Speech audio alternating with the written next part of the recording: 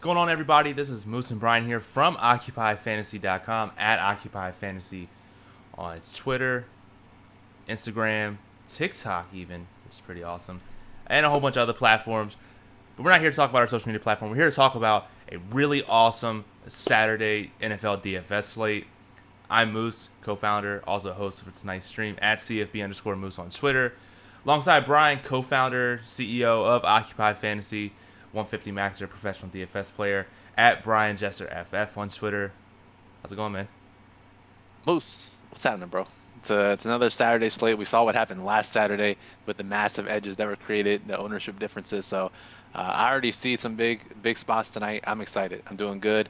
UFC's back tonight, which made for a very hectic content day and lineup building day. But I'm ready to roll.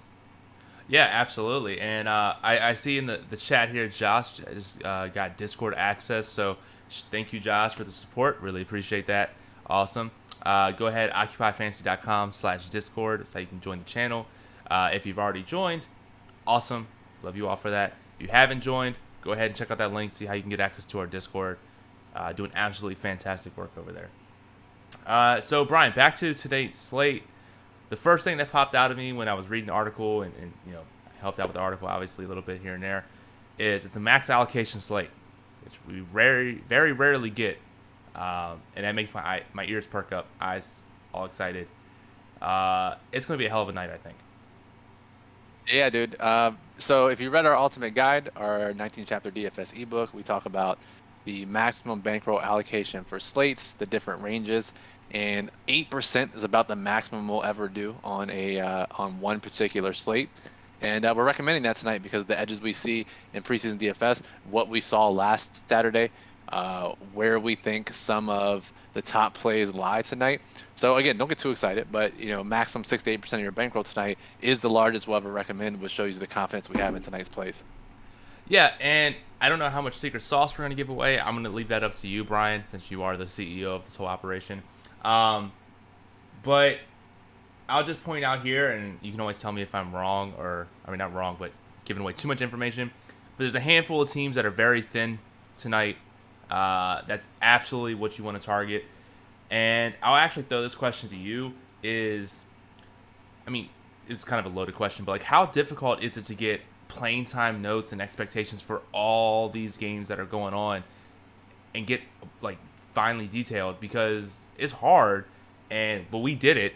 We have the best article out there, and we found all the edges. We know all the playing time as much as we can, and it's great. So there's going to be some high-owned plays, some low-owned plays, and I think we got a pretty decent article in our hand. Yeah, so we have 16 teams on tonight's slate. 20 teams total today if you include the early games, but 16 teams on tonight's slate. And we have incredible detail on all the teams. And there are 5 teams that stick out to me. And I'll talk about them. I'll at least name the teams. So maybe we don't have to go into detail and give away everything from the article. But most of the 5 teams that either are dealing with injuries or are deciding to rest a lot of players. We have Baltimore, Tennessee, the Raiders, the Rams, and the Buccaneers. The Buccaneers, in fact, we actually, because this week, if you've been with us all week, you know that a lot of coaches have been tight-lipped about playing time.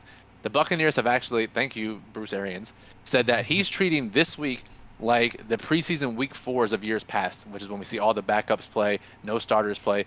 That's how he's treating this week, and next week will be the dress rehearsal for the Buccaneers. Okay. So with that being said, we know there's condensed playing time on the Bucs side. There's even more injuries to condense that playing time further. They're definitely one of the best teams to target tonight. Absolutely. And the other ones you spoke about was Baltimore. Of course, you have to bet Ravens money line if you're in a legal betting state. They're literally 20-0 against the money line on preseason. So definitely do that. Absolutely. And I actually want to toss this question up to you, since there are 8 games, 16 teams on the slate. How much are you getting, or how much are you building your lineups closer to a real NFL lineup, meaning game stacking, or at least pairing pass catcher with the quarterback? Yeah, I'm still not in regular season mode. So I am just pairing a quarterback with one of his pass catchers, max of 3 guys from one team still. But yeah, I'm not It's going to be the same as it always is until we get somehow, if we get a slate where all the teams are playing dress rehearsals, then we'll play it a little closer to regular season. Doesn't sound like that'll ever be the case. So we're sticking with the preseason routine, and we outlined the mass multi-entry strategy in the plug, outlines the high risk lineup construction strategy in the plug, and it's very simple. Just playing our top plays and stacking one, maybe two guys with your quarterback. Yeah, you pretty much hit it on the spot. I guess this is not very secret, but again, if we always talk about low risk and high risk, Brian, we have an article as well that if you're playing low risk, you probably want to put a running back in it at flex. If you're playing high risk, you probably want that flex spot to be a wide receiver. Yeah, and again, this is high level. If you guys have questions, hop in the chat and we'll answer specific questions. But what we're looking at tonight is we have 5 very clear running back plays. And there are another probably 5 to 6 that are really good pivots in high risk contests. So for me, when we have this many good running back plays, it's easy. Like, these guys are guaranteed to get touches. Most of these guys are guaranteed to get at least a half a football, some more. So for your low risk contests, 50-50s, double ups, head to heads. For your small field high risk contests, your leagues, your 500,000 player or less GPPs, satellites, just flex a running back, guarantee those points, get different at receiver if you need to in the high risk contest. Really, until we get to the large field GPP, should we be considering receivers in the flex? And now we're back to full regular season mode with this specific line of construction tip. Don't play a tight end in flex. Which means a tight end will absolutely be in the optimal tonight. Dude, it's hard enough to pick one tonight. Yeah. Let alone 2. Exactly, yeah. So, again, appreciate everyone that's here. If you like what you're seeing so far, definitely go ahead and hit that like button. Check us out at OccupyFantasy.com, where you can get access to the daily plug, our DFS picks, rankings, and playing time notes for all teams on the slate tonight. If you have questions or if you just want to say hi, let's see if this chat's working. So somebody say something. I feel like the question. chat's not working for some reason. Yeah, so somebody say hello, wave, emojis, do all that. We're going to be here till about 6:20, maybe, give or take. And then we're going to head out because we have our own lineups to build. I do want to ask you this, Brian. You're multi-entering, and I'm more of a 20-entry guy for this. And how many players we have a low risk section and a high risk section for people who don't know, who don't have access to the plug or don't see it yet. We have low risk section and high risk section for each position. How in a 20 max, if you're using the DFS Magic Lineup Builder, what's the number of high risk players that you would put in a lineup tonight for each of your lineups? Like, I'm thinking anywhere between like 2 and 5, which may be a little dramatic, but on that 5 side. But I wanted to get your opinion. I mean, if we look at last Saturday's slate, the big GPPs on both sites, both winning lineups, in any lineup in the top 10 basically, had 4 or 5, sometimes 6 players that were less than 15% owned. Again, somehow, I guess there's only a limited amount of industry content out there. So as a result, the top plays get condensed even more. Last week we saw 25% owned receivers on an 8-game slate. We saw 25% owned defenses. And again, we get these really good plays at like 1%, 5%. So to me, I think, I think running back is probably where I would stick with the chalk and just play our top guys. Quarterback probably as well, and especially in most contest types. And then the receiver, then you can start pairing with your quarterback, finding the guys that we talk about in our notes and our top plays that are a little bit different that most people aren't talking about. But yeah, I think large field contests, you can play 5, maybe even 6 low-owned players because, to be honest, Moose, the difference in a top play as far as low risk and high risk is, one, how easily accessible is that information? Like, can everyone find this information? If so, that ownership will creep up. And 2, how guaranteed is the playing time? Mm-hmm. And to be fair, guaranteed playing time versus non-guaranteed playing time could end up being like 5 snaps, 10 snaps maybe.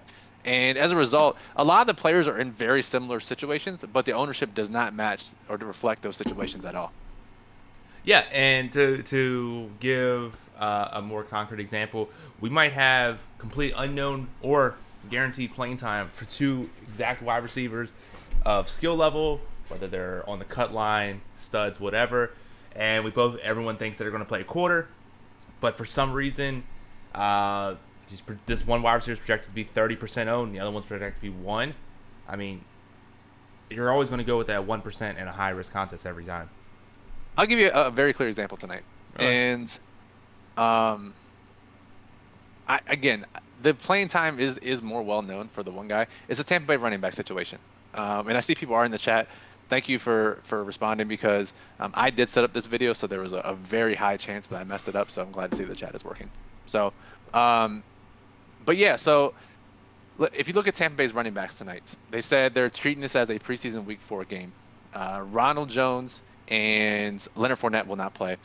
Gio Bernard may play a couple plays, according to Greg Allman, the great Bucks beat reporter. If he does, it's limited. Keyshawn Vaughn played last week, was very high owned, played like 50% of the snaps or something crazy, got a ton of touches, and everyone's going to play him tonight because that's what we know.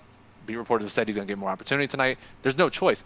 However, CJ Prosise is also on the roster. Troymaine Pope is the only other running back. He's not playing. So it's literally just Vaughn and CJ Prosise after Gio Bernard leaves the game, if Gio Bernard plays at all. CJ Prosise is going to be maybe 5% owned, while Keyshawn Vaughn is going to be 50% owned. Is he 10 times more likely to outscore CJ Prosise? Given CJ Prosise's injury history, maybe that's true.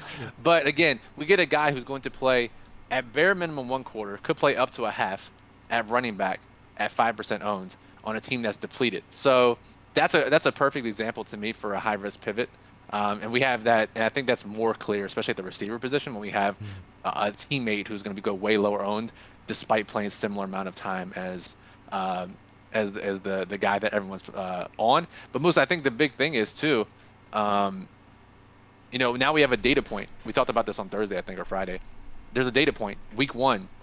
And there's a lot of recency bias because that is the only data point that we have. Yeah. So we see guys who got targets or playing time last week, their ownership naturally increases this week.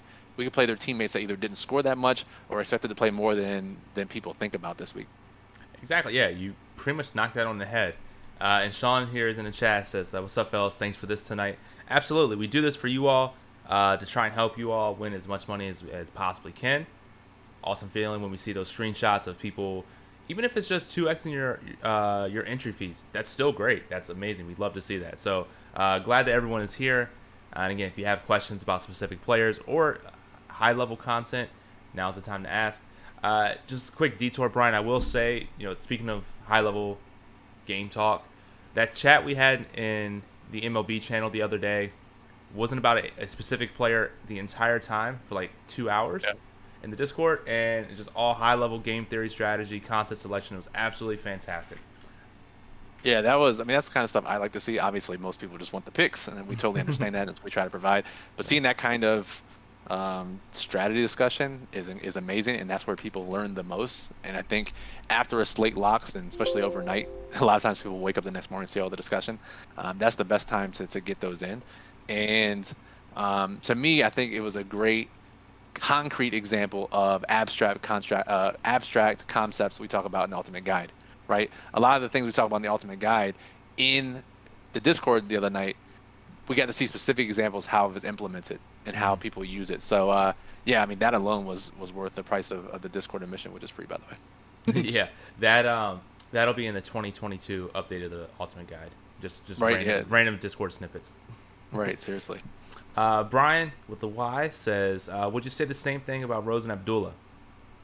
The one thing, so Brian is referring to the Minnesota Vikings situation. Dalvin Cook unlikely to play. Alexander Mattison limited if he does play, just because he's a vet and didn't play much. He didn't play much at all last week. So the only other running backs they have are Amir Abdullah and AJ Rose.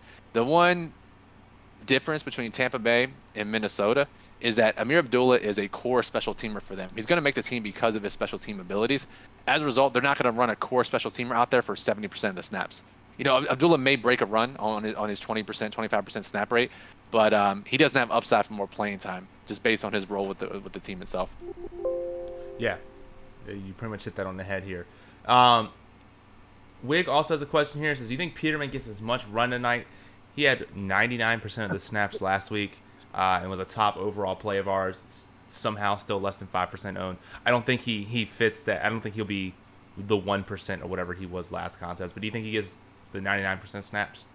Unfortunately not. That was our window for playing. We can still play him tonight, right? He's going to get 3 quarters probably. Marcus Mariota is back, and he's going to play, and they said they need to see him play. I guess he could play up to a half, Mariota. I don't think he will.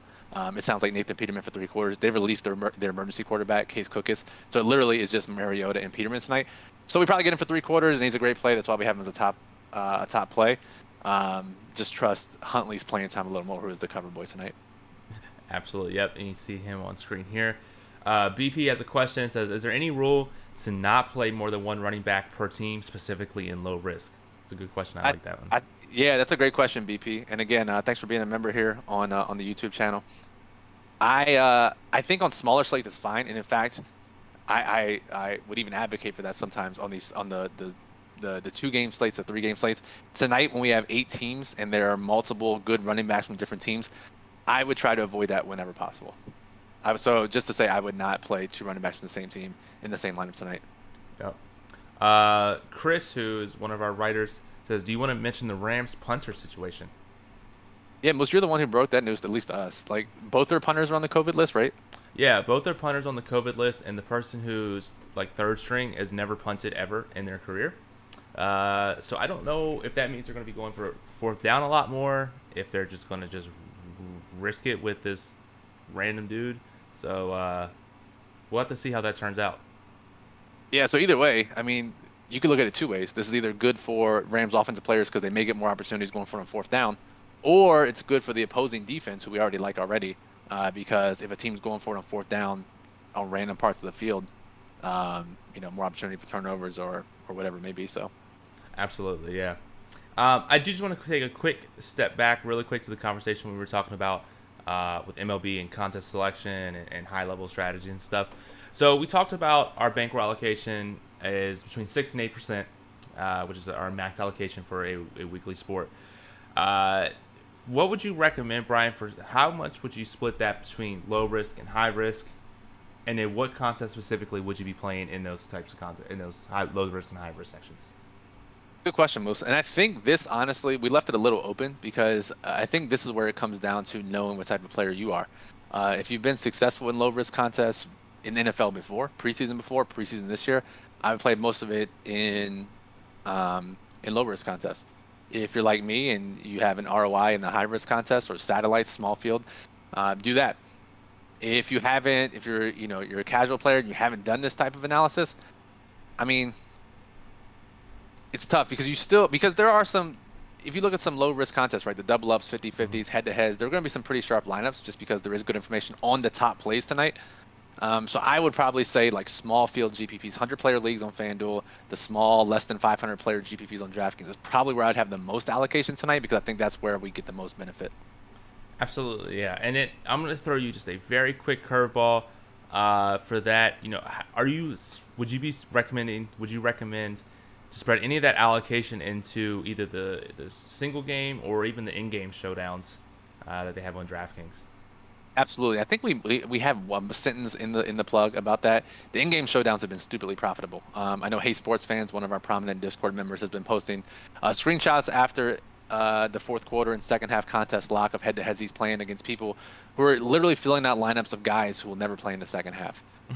So when those types of opportunities are available, definitely save some allocation for that. I know he actually plays most of his allocation in those contests. So again, it goes back to knowing what you're good at doing, what you have time for. So yeah, I would definitely try to save some for that, most just because we do see some terrible lineups. Yeah, and I'll give you an example because the overlay is stupid nuts there. The last ticket I won, it was first place out of 118 get the ticket, but only 10 entered the contest. So that's right. I mean, the overlay is another addition. Yeah. AB Smooth has a question here. It says cash style lineups in these high stakes single entries and small field ones for preseason, right? Or do you still try and go high risk? Yeah, I think so. What I normally try to do is kind of like a modified low risk lineup. All of our top plays basically pair a quarterback with one of his pass catchers and then play some high risk receivers. I think that's the easiest way to get different. Yeah. And that's the best combo. Absolutely, yeah. So it's 6:20 here. We'll stay for about 5 more minutes unless we have more questions. Is there anything that we didn't cover, Brian, that you want to talk about? I know this is a preseason NFL stream, but the UFC slate starts in 40 minutes too. We do have the daily plug up for that. Once we get done here, we did record a video last night. You can go watch that for a quick overview of the slate. But yeah, so basically we're just watching. No major updates right now. The big guy we're watching is Tyler Johnson for Tampa Bay, and it sounds like he's going to play. So other than that, no surprise. We've gotten some confirmations that solidify our top plays, but honestly, nothing has changed yet, which is kind of sucks because remember this time last week, Moose, we got the Cincinnati running back news. Oh yeah, that was fun. Yeah, and So yeah, I actually went to, since we have no more questions or anything, I actually went to the Cincinnati Bengals game yesterday when they were playing the Washington football team. Because I had to get my eyes on the field, get some news myself. And beers were $17.55, and that was a little ridiculous. Dan Snyder, man, Yeah. price went up. The price I know. today is not the price it was yesterday. I know, and it was funny because I got two, and I didn't even notice, and then I checked my phone, and it was like receipt. It was like, did you pay? It was like $42 for beer. I was like, hold the phone, what? Beers are so expensive. Your credit card was like, "Are you sure this was you?" Yeah, literally, actually. Cool. So I will stay here for another minute or so. If you have questions, post it. If not, we're going to get up out of here pretty early. But Wig has a question. Says, do you think Tyler Johnson and Dart in a good place? Yeah, that's why we put them in the plug. We think they're fantastic plays. Yep. So, yeah. So I think that might do it. Unless we have any more questions coming in during the outro. But again, I'm Moose, and alongside Brian, we're from OccupyFantasy.com. You can check out the daily plug that you see on screen here. So it was our top plays, the DFS picks, rankings, and playing time notes for every single team on the slate tonight, updated for every main slate. We're also posting the early and non-traditional main slates in our Discord. Also have, like Brian said, Hey Sports Fans is chatting up with his his in-game and fourth quarter showdown. Absolutely crushing that as well. If you want to join the Discord, occupyfantasy.com/Discord. First at. Again, as Brian also mentioned, we have MMA that starts pretty soon. Check out the MMA Daily Plug, MMADFS.com for Jake's full write-up. Again, we're also chatting up in the Discord as well. So until next time. It's sensory overload tonight. Once 7 o'clock hits, I wish I had 10 screens. I know, and I was like, man, I should go out, but then, no, I'm not. So I thought, no, I shouldn't. no, I shouldn't, actually. Yeah, so it'll be fun. I have like a bunch of small tablets and laptops, so I'll be living through you vicariously. Like I just have like you have like a bajillion freaking awesome TVs. I'm just gonna have like 3 iPads on the stand instead. Dude, it works. You just got to get closer to see him. Then I'd have to. That's the same concept, though. Absolutely, yep. So, all right, guys, Moose and Brian here from OccupyFantasy.com. Until the next time, have a good night. Peace.